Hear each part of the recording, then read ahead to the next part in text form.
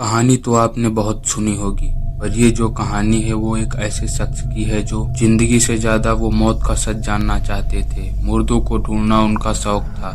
अनजान और अदृश्य लोगों की पहेली बुझाना उनका पेशा था। लेकिन अब उनकी मौत खुद एक पहेली बन चुकी है। जी हाँ, हम बात कर रहे हैं पैरानॉर्मल इन्वेस्टिगेटर गौरव तिवारी की।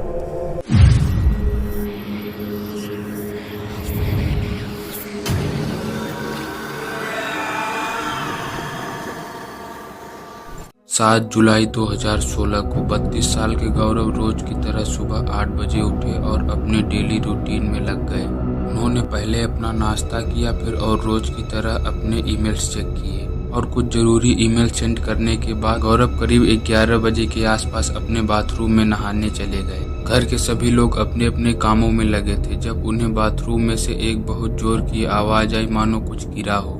गौरव की पत्नी और उनके पेरेंट्स ने वो आवाज़ सुनते ही गौरव को पुकारा, मगर गौरव का कोई रिस्पांस नहीं आया।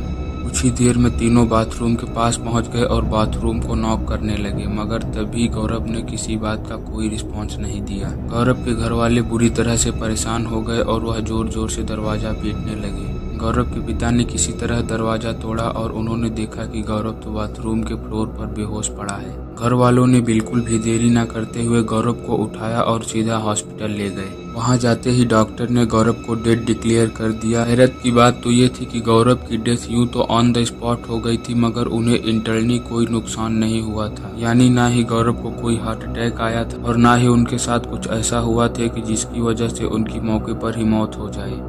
लेकिन गौरव की गर्दन पर एक लंबा काला निशान पाया गया था, जो कैसे आया है आज तक कोई नहीं जान पाया है। मगर इतनी गहरी मिस्ट्री भरी मौत सच में किसी पैरानॉर्मल एक्टिविटी का रिजल्ट थी या सोचा समझा हुआ मर्डर? इस वीडियो में हम ये आगे डिस्कस करेंगे, लेकिन पहले जान लेते हैं कि आखिरकार गौरव तिवारी थे कौन।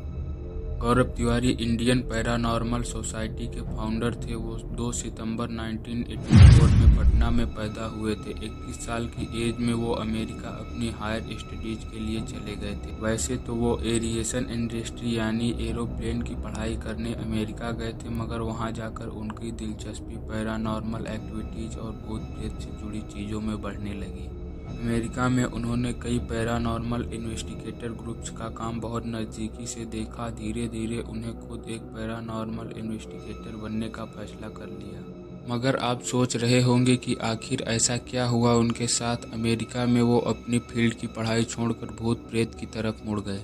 इन सब चीज़ों की शुरुआत हुई थी गौरव के रेंटेड अपार्टमेंट से। वह फ्लोरिडा में जिस अपार्टमेंट में रहा करते थे, वहाँ रात में उन्हें कुछ अजीब सी एक्टिविटीज़ महसूस होती थी, जैसे चीज़ों का अपने आप हिलना, रेडिमेंटली ठंडी हवा का झोंका अपना और किसी छोटी बच्ची की आवाज़ सुनाई देना।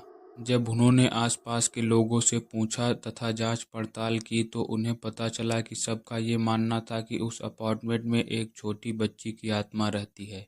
गौरव खुद का भी एहसास होने लगा था और इसी की खोज करते करते गौरव पैरानॉर्मल एक्सपर्ट के टच में आ गए थे और वहीं से उनका इस फील्ड में इंटरेस्ट आने लगा। वो जानते थे कि इस काम को करियर बनाने से वह बहुत पैसा तो नहीं कमा पाएंगे, मगर उनकी क्यूरियोसिटी अब इतनी बढ़ गई थी कि उन्होंने यही फील्ड चुन ली और पैरानॉर्मल एक्टिविटीज़ से रिलेटेड अलग अलग केस सॉल्व करने लगे। वो लोगों की मदद करने लगे। गौरव ने अपने पूरे करियर के दौरान 6000 से भी ज़्यादा हॉन्टेड कहे जाने वाले घरों को इन्वेस्टिगेट किया। यही नहीं, इंडिया के बेहद फेमस हॉन्टेड हाउस जैसे भानगढ़ किला, कुलधरा विलेज और न जाने कितनी साइट्स उन जगहों में से है जहां गौरव ने जाकर अपनी इन्वेस्टिगेशन की थी। जब गौरव ने इंडियन पैरानॉर्मल सोसाइटी बनाई थी तब उनका सबसे बड़ा मोटिव था इंडिया में एक ऐसी हेल्पलाइन सेटअप करना जो सिर्फ पैरानॉर्मल एक्टिविटीज़ एक्सपीरियंस कर रहे लोगों की मदद करेगी। गौरव की हर इन्वेस्टिगेशन का बेसिक साइंस हुआ करती थी। वो जो कुछ भी ढूंढ कर निकालते उसके पीछे का साइंटिफिक रीजन जरूर ढूंढते थे। गौरव काफ़ी फेयरलेस इंसान थे। अपने कुछ इंडियन हॉरर शोज जैसे फियर फाइल्स और आहट के बारे में तो सुना ही होगा। इन शोज की कुछ कुछ कहानियां गौरव के केसेस पर ही बनाई गई थी और तो और गौरव खुद भी इन शोज के इंट्रोडक्शन और एंड में नजर आए थे। उनका करियर जोरों शोरों पर था जब गौरव को एक और इन्वेस्टिगेशन का केस मिला। यह वही केस था जिसे वह कभी कंप्लीट नहीं कर पाए। गौरव एक जगह की इन्वेस्टिगेशन कर रहे थे जहां उनकी रीडिंग्स के अनुसार 12 आत्माओं का साया था। 7 जुलाई के कुछ हफ्ते पहले से गौरव ने अपनी पत्नी को कहना शुरू कर दिया था कि एक निगेटिव फोर्स थी जो उनका पीछा कर रही थी और उन्हें बार बार अपनी दुनिया में खींच रही थी। उन्होंने यह सोचकर उसे नज़रअंदाज कर दिया कि वह काम के बोझ के कारण ऐसा महसूस कर रहे हैं। हालांकि पुलिस ने उनकी मौत का कारण आत्महत्या और व्यक्तिगत वजह के कारण उन्होंने ऐसा किया है बताया है, लेकिन आपको क्या लगता है हमें कमेंट में ज़रूर बताएं।